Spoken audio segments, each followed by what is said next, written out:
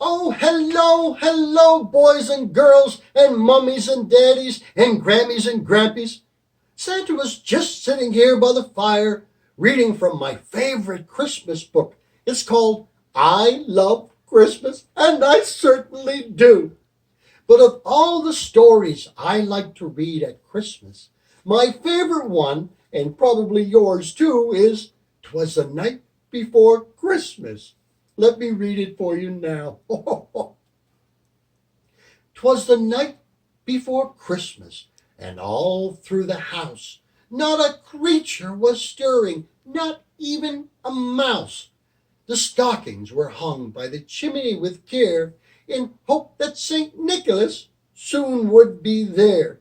The children were nestled all snug in their beds, while visions of sugar plums danced in their heads. And Mamma in her kerchief, and I in my cap, had just settled down for a long winter's nap, when out on the lawn there arose such a clatter that I sprang from my bed to see what was the matter. Away to the window I flew in a flash, tore open the shutters, and threw up the sash. The moon on the breast of the new fallen snow gave a luster of midday to objects below, when what to my wondering eyes did appear but a miniature sleigh and 8 tiny reindeer, with a little old driver so lively and quick, I knew in a moment it must be Saint Nick. More rapid than eagles, his couriers they came, and he whistled and shouted and called them by name. Now Dasher, now Dancer, now Prancer, now Vixen, on Comet, on Cuban, on Donner and Blitzen, to the top of the porch, to the top of the wall, now dash away, dash away, dash away all. As the dry leaves before the wild hurricane fly, when they meet with an obstacle, mount to the sky.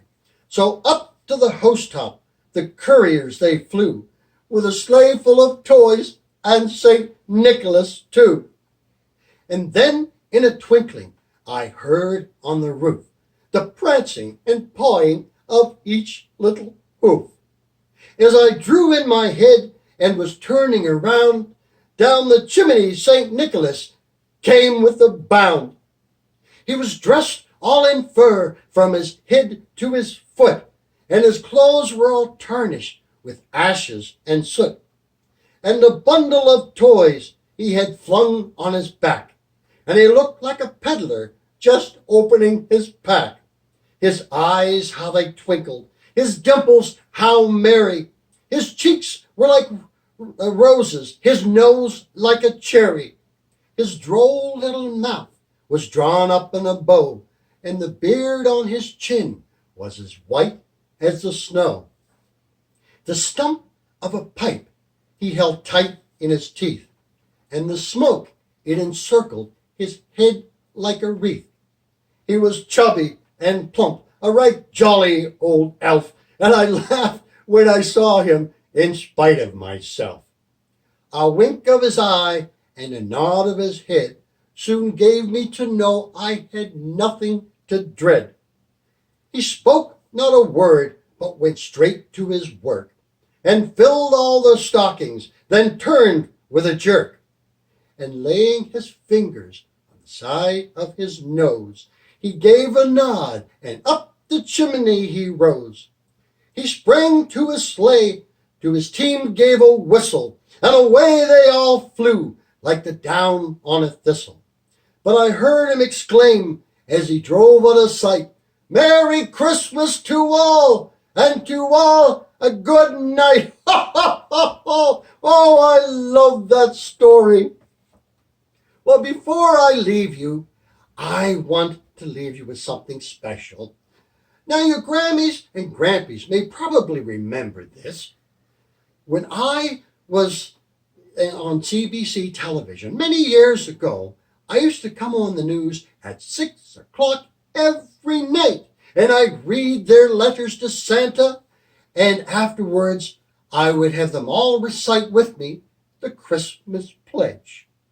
Now, Grammies and Grampies, if you remember this, say it right along with me. And boys and girls, I'd like you to learn it too. The Christmas Pledge. I promise to be good in every way, so that I can make every day almost as happy as Christmas Day. Goodbye, everybody. Goodbye.